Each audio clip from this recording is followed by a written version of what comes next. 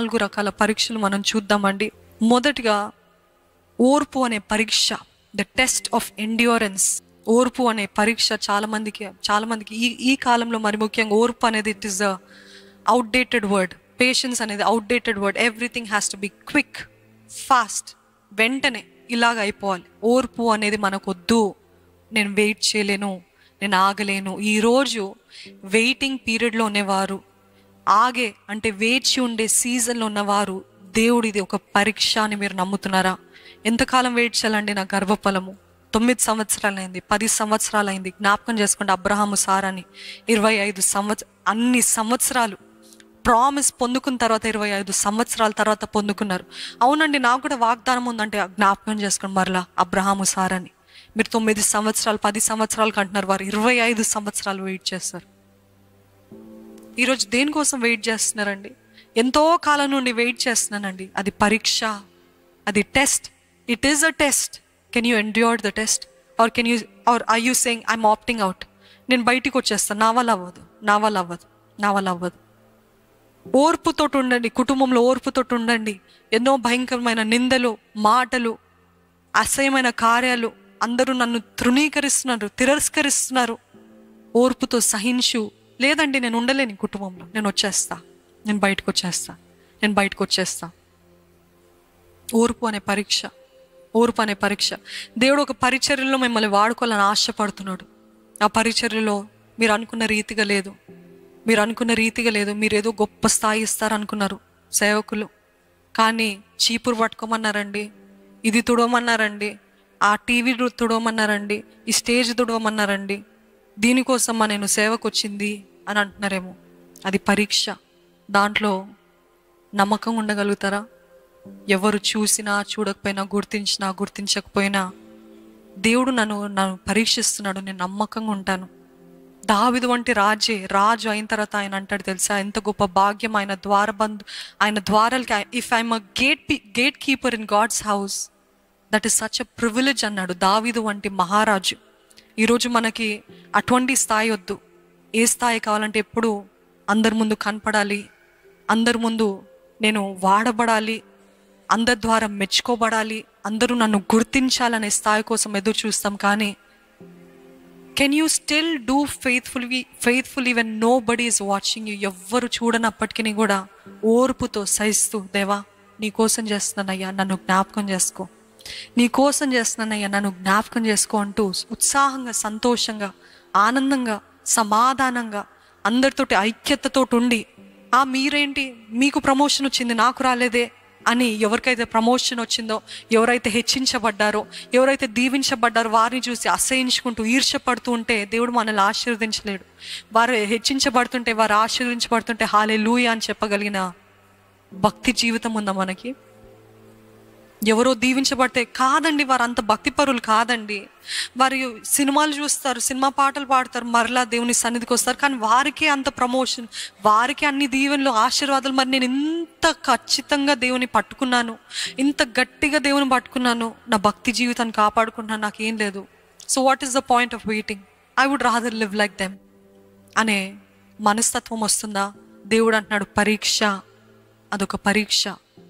The test of patience. Can you wait?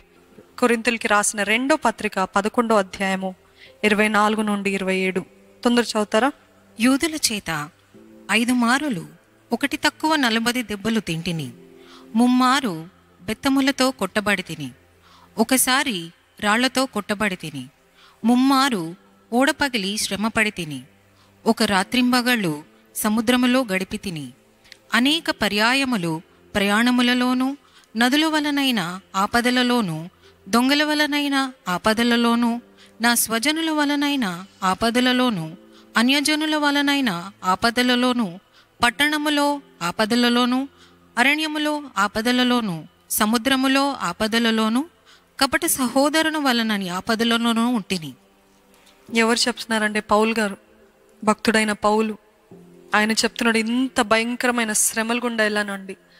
ఎన్నిసార్లు అంటే 5 సార్లు 39 దెబ్బలు, అంటే 5 సార్లు అంటే ఇంచుమించు 150 సార్లు దెబ్బలు తిన్నారంట.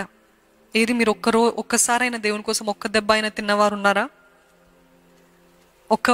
ఎవరైనా ఇక్కడ దేవుని నిమిత్తమై ఉద్యోగం కోల్పోయిన వారు ఉన్నారా? కొంత ఎస్ బ్రదర్, చప్పట్లు కొడదామండి వారి కోసం. దేవుని కోసం ఏదైనా పోగొట్టుకున్న వారు ఎవరైనా ఉన్నారా? ఇక్కడ పౌలు చూస్తే అది the list is going on. ఇంకా ఆయన అతి క్లుప్తంగా రాశాడు. ఇంకా on day to day basis ఎన్ని శ్రమలు అనుభవించాడో దేవుని నిమిత్తము. The test of patience, the test of patience. రెండవ పరీక్ష ఏంటిదంటే ద టెస్ట్ ఆఫ్ ఫెయిత్ఫుల్నెస్. మన నమ్మకత్వాన్ని పరీక్షించే పరీక్ష. దేవుని నిమిత్తమై మిమ్మల్ని అపహసిస్తే, దేవుని నిమిత్తమై నన్ను అపహసించినా పర్వాలేదు అన్నటువంటి నమ్మకత్వం ఉందా? దేవుని నిమిత్తమై ఏదైనా పోగొట్టుకోవాలి అని అంటే దేవుని నిమిత్తమై నేను పోగొట్టుకుంటానన్న వారు ఇక్కడ ఉన్నారా? దేవుని నిమిత్తమై తీర్పు తీర్చబడతారు, దేవుని నిమిత్తమై విమర్శించబడతారు అన్నవారు ఇక్కడ ఎవరైనా ఉన్నారా? ఇందాక చెప్పిన రీతిగా షద్రక్, మెషక్, అబెద్నెగో మనలాంటి వారే అండి. వారిలో ఎటువంటి స్పెషాలిటీ లేదు, ఏమి సూపర్ పవర్స్ లేదు, సూపర్ న్యాచురల్ స్ట్రెంగ్త్ లేదు. మన వంటి వారే. ఏలియా మన వంటి వాడే అని వాక్యం తెలియజేస్తుంది. బైబిల్లో ఉన్న భక్తులందరికీ కూడా ఎటువంటి సూపర్ న్యాచురల్ పవర్స్ లేదు. సంసోన్కు ఉండింది. అది దేవుడు ఇచ్చిన వరము, అభిషేకము గర్భంలో ఉన్నప్పుడే. కానీ అందరూ మన వంటి వారే. But what made them stand out? అందరిలో ప్రత్యేకంగా వారిని నిలబెట్టింది ఏంటి? What is that made them stand out అని అంటే దేవుని కొరకు, దేవుని గూర్చిన రోషము, పట్టుదల. అక్కడ నెబుకద్నెజర్ యొక్క స్టాచ్యూ పెట్టినప్పుడు, అక్కడ అతని ప్రతిమ పెట్టినప్పుడు, ఒక్కసారి చేస్తే ఏమవుతుందిలే, నా దేవుడికి తెలుసు కదా నా హృదయం ఎలాంటిదో, నా దేవుడికి తెలుసు కదా నా మనస్తత్వం ఎట్లాంటిదో, నా దేవుడికి తెలుసు కదా నేను ఆయనను ఎంతగా ప్రేమిస్తున్నాను, ఒక్కసారి చేస్తే ఏమవుతుందిలే అని మనము ఈరోజు చాలామంది అనుకుంటూ ఉంటాం. ఆ ప్రతిమ అక్కడ పెట్టినప్పుడు షద్రక్, మెషక్, అబెద్నెగోలో ఏంటి తెలుసా? It is not, they can not do it. Is it a hard task for them to do it? ఒక్కసారి తల ఉంచి హేల్ నెబుకద్నెజర్ కింగ్ అని చెప్పడము కష్టమా అండి? మనము చెప్పమంటే ఎంత ఈజీగా చెప్తాం కదా. But they didn't want to do it. It is not they can not do it, it is that they would not do it.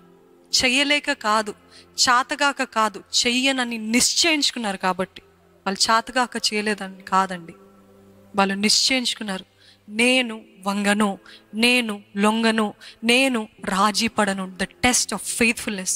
ఈరోజు చిన్న చిన్న విషయాల్లో, మీ ఉద్యోగ పరంగా, మీ కుటుంబ పరంగా నమ్మకత్వము దేవుడు చూడగలుగుతున్నాడు. పరీక్ష.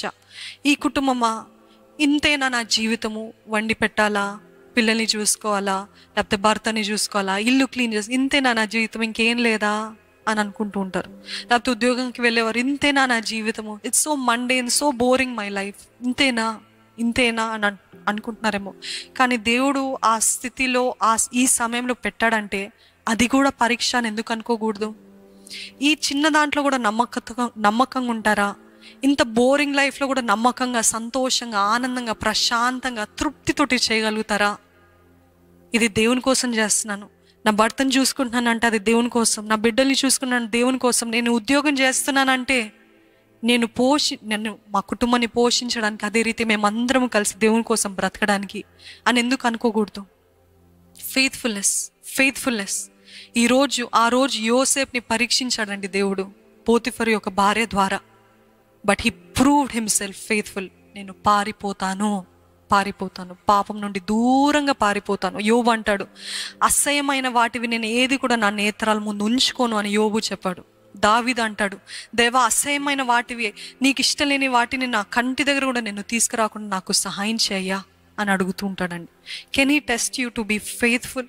నమ్మకంగా ఉన్నారు అని పరీక్షించే పరీక్షలో మీరు నమ్మకస్తులుగా బయటకు వస్తారో. దేవుడు నమ్మదగిన దేవుడు అండి, కానీ మనము నమ్మకంగా ఉంటామా? నమ్మకంగా ఉన్నామా? షద్రక్, మెషక్, అబెద్నెగో, దానియేలు వంటి నమ్మకత్వం ఉందా? The test of faithfulness. మూడవది ఏంటిదంటే ద టెస్ట్ ఆఫ్ హ్యూమిలిటీ, తగ్గింపు అనే పరీక్ష. అమ్మో, ఇక్కడ మనకు వస్తుంది అసలైన పెద్ద తంట. సంఖ్యాకాండము 12వ అధ్యాయము 1-3 చదువుకుందామండి. మోషే కూషు దేశపు స్త్రీని పెండ్లి చేసుకొని ఉండెను గనుక అతడు పెండ్లి చేసుకొనిన ఆ స్త్రీని బట్టి మిర్యాము, అహరోనులు అతనికి విరోధముగా మాట్లాడిరి. వారు మోషే చేత మాత్రమే యెహోవా పలికించనా, ఆయన మా చేతను పలికింపలేదా అని చెప్పుకొనగా, యెహోవా ఆ మాట వినెను. మోషే భూమి మీదనున్న వారందరిలో మిక్కిలి సాత్వికుడు, మిక్కిలి సాత్వికుడు. ఈరోజు మనం అందరము చెప్పగలుగుతాము, నేను ఏదైనా చేస్తా, కానీ నా అహాని, నా సెల్ఫ్ రెస్పెక్ట్ని టచ్ చేస్తావా, నాలో నుండి పాము బయటకు వచ్చేస్తుంది, బుస్ అని అంటుంది కదండి. ఏదైనా చేస్తాము కానీ తగ్గింపు మాత్రం ఉండదు. ఇందాక చెప్పాను కదా, ఏదైనా చేస్తాము కానీ ఇది తుడమంటున్నారా, ఇది చేయమంటున్నారా, ఈ పని చేయమంటున్నారా, నేను ఎవరినో తెలుసా, నా స్థాయి ఏంటో తెలుసా, నా స్థానం ఏంటో తెలుసా, నా స్తోమత ఎంతో తెలుసా, you know who I am, but can you do it for God, can you do it for God? అంటే మోషే ఏమైనా తక్కువ వాడా అండి చేయడానికి? వారి మాటలు వీరి మాటలు అనిపించుకోవడానికి ఏమైనా తక్కువ వాడా? అతి బెస్ట్ స్కూల్లో చదివిన మోషే, గొప్ప వొకాబులరీ, మంచి వాగ్దాటు కలిగిన వ్యక్తి. వాగ్దాట్ అంటే the vocabulary, the languages that he learned. శ్రేష్టమైన ఆహారము ప్రతిరోజు. ఆయన నడిచాడంటే ప్రతి ఒక్కరు ఆయన ముందు వంగాల్సిందే, గౌరవించాలి. ఆయన రాకుమారుడు, he's a prince of Egypt. అటువంటి మోషే దేవుని నిమిత్తమై అన్నీ పోగొట్టుకొని వీరి చేత వారి చేత మాటలు అనిపించుకునేటప్పుడు, అబ్బా ఐగుప్తి బాగుండేదే, అక్కడ నాకు వీరంటున్నారండి ఇశ్రాయేలీలు, ఆ గొడ్డు చాకిరి చేసి దెబ్బలు తిని హింసించబడిన వారు, మాకు ఆ చేపలు బాగున్నాయి, ఐగుప్తి జీవితం బాగుంది. మరి మోషే ఇంకెంత చెప్పాలి? ఇంకా మోషే ఇంకెంతగా డంబించుకోవాలి, డంబం చూపించుకోవాలి, అహము పొందుకోవాలి. ఎందుకు అంటే he was a prince of Egypt, he was raised as a prince of Egypt. అందరూ మొక్కడము, గౌరవించడం, శ్రేష్టమైన expensive clothes. He forsook everything for God's sake.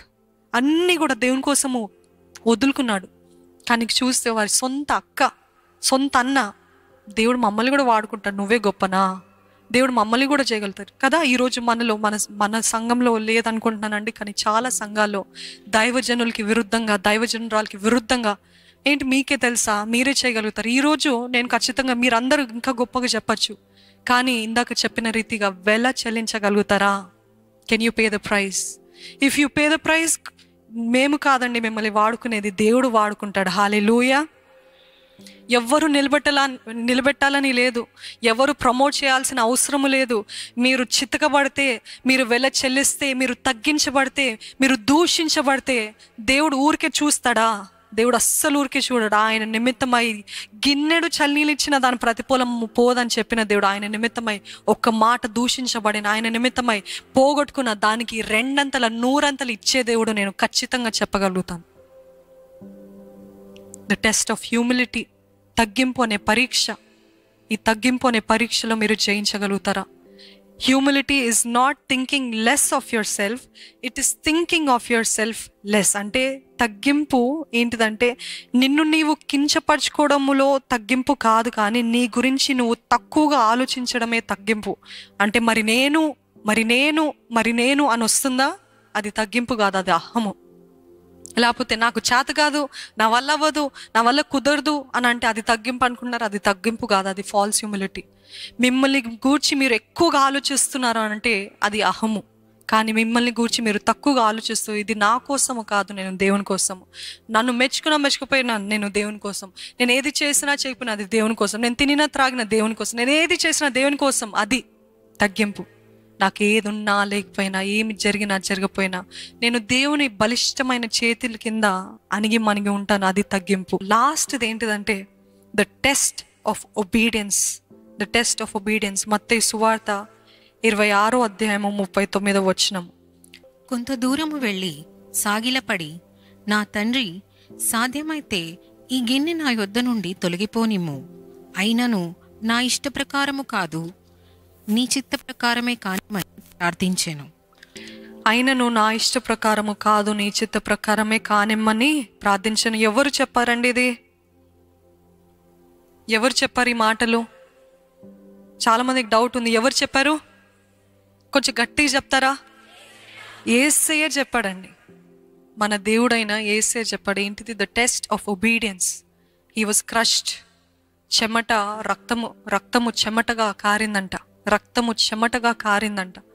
అంటే ఎంత స్ట్రెస్ ఉంటే అంత భయంకరముగా రక్తము చెమటగా, అంటే ఈ మధ్య రీసెర్చర్స్ చెప్తూ ఉంటారు, extreme stress can lead to blood drops from our head అని ఈ మధ్య తెలుసుకున్నారు. కానీ ఆ కాలంలోనే యేసు ప్రభు అంత స్ట్రెస్, అంటే లోక పాప భారమంతా నా పైన వేయబడితే అమ్మో నేను చేయగలుగుతానా అనే ప్రశ్న, లేకపోతే భరించగలుగుతానా అంటే భరించగలుగుతారని తెలుసు, కానీ దేవా it is too much for me lord, it is too much for me, yet not I lord, yet not my will, let your will be done.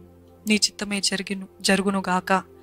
ఈరోజు ఈ పరీక్ష మీ జీవితంలో దేవుడు అంటున్నాడు, ఒబేమి, ఈ విషయంలో నాకు లోబడి ఉండు అని అంటే, దేవా ఈ గిన్నె నా దగ్గర నుండి తీసివేయ్యా, అయినను నా చిత్తం అని చెప్పరు, తీసివేయ్యా, ఈ శ్రమ నాకొద్దయ్యా, ఈ పోరాటం నాకొద్దయ్యా, ఈ వివాహ జీవితం నాకొద్దయ్యా, ఇది వద్దయ్యా అన్నిటినీ కూడా నెట్టేస్తున్నాం. ఎందుకు తెలుసా? కష్టంగా ఉందయ్యా, కన్నీరయ్యా, బాధ అయ్యా, తృణీకరించబడుతున్నానయ్యా, అవమానపరచబడుతున్నానయ్యా, పడుతున్నానయ్యా. I'm feeling shamed Lord, I'm getting ashamed for you Lord, I don't want this anymore. ఎన్నిసార్లు అన్నామండి ఇలాగా, ఐ డోంట్ వాంట్ దిస్, నాకొద్దు. పాపనికి మాత్రం చెప్పాం కదా నాకొద్దని. దేవుని చిత్తం అంటే, దేవుని సేవ అంటే, దేవుని నిమిత్తం అంటే, దేవుని పరిచర్య అంటే నాకొద్దు, నా వల్ల చేత కాదు, నేను చేయలేను, నాకు కుదరదు, నేను రాలేను, ఇది చేయను, అది చేయను. But God is saying this is a test of obedience. విధేయత అనే పరీక్షలో మీరు జయించగలుగుతారా? యేసు ప్రభు చేసిన ప్రార్థన మనం చేయగలుగుతామా? అయినను నా చిత్తము కాదయ్యా, నా చిత్తము కానే కాదు, నీ చిత్తమే జరిగించి. ఈరోజు ఆయన చిత్తము మీ జీవితంలో ఏ విషయంలో జరిగించాలని ఆశతో ఉన్నారండి? ఆ విషయంలో మీరు చెప్తారా? దేవా నా చిత్తం వద్దయ్యా, మీకుంది, ఇదయ్యా నా ప్లాన్. చూడండి, గమనించండి, మనం అందరము ప్లాన్ చేసుకుంటాం. It is good that we plan so many things. నా ఫ్యూచర్ వైఫ్, నా ఫ్యూచర్ హస్బెండ్, నా ఫ్యూచర్, నా ఉద్యోగము, నా ఎడ్యుకేషన్, నేను ఈ స్థలానికి వెళ్ళాలి, ఈ ప్రాంతానికి, ఈ దేశానికి వెళ్ళాలి. We plan. But you know what, suddenly God comes in the middle and says no, you have to change the plan అంటాడండి దేవుడు.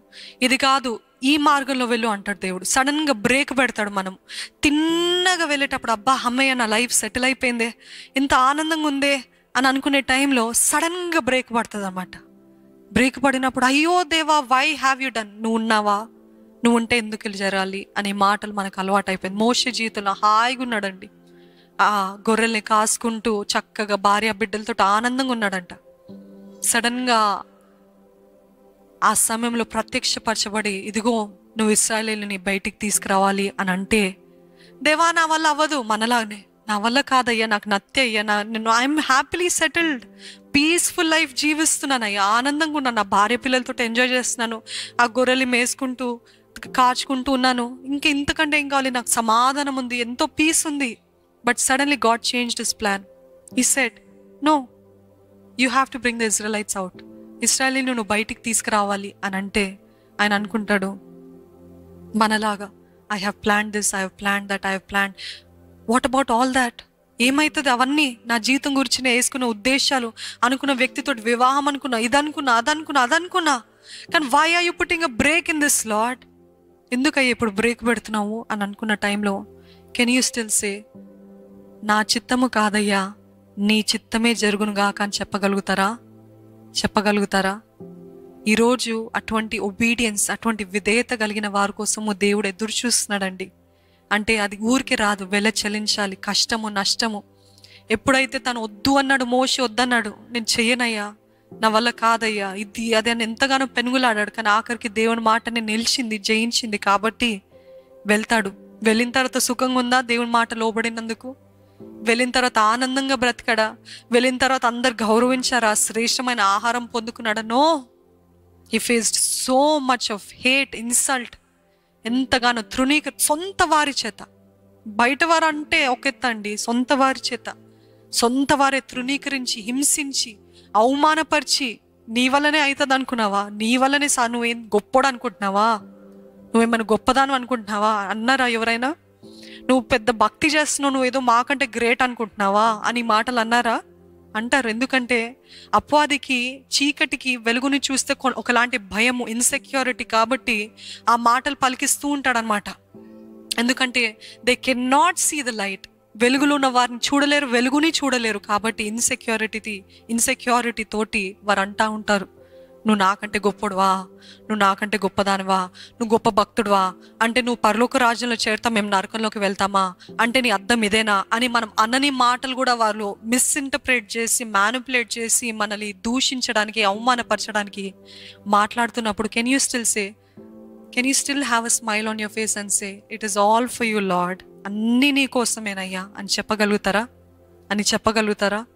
అటువంటి ఒబీడియన్స్ మోషే అందరి ద్వారా తృణీకరించబడి ఎంతగానో ఇన్సల్ట్ చేయబడిన తర్వాత కూడా he never turned back. Can you say not my will lord, not my will, నా చిత్తము కాదు నీ చిత్తమే జరుగును గాక అని చెప్పే జీవితం. ఈరోజు 4 పరీక్షల గురించి చూసామండి. There are so many other test, కానీ ఇప్పటికే అన్ని మాట్లాడిన దాంట్లో మీకు అర్థమైపోయి ఉంటుంది. ద టెస్ట్ ఆఫ్ ఒబీడియన్స్, విధేయత అనే పరీక్ష. 3వది ఏంటిది? తగ్గింపు అనే పరీక్ష. 2వది నమ్మకత్వం అనే పరీక్ష. మొదటిది ఏంటిదంటే ఓర్పు అనే పరీక్ష.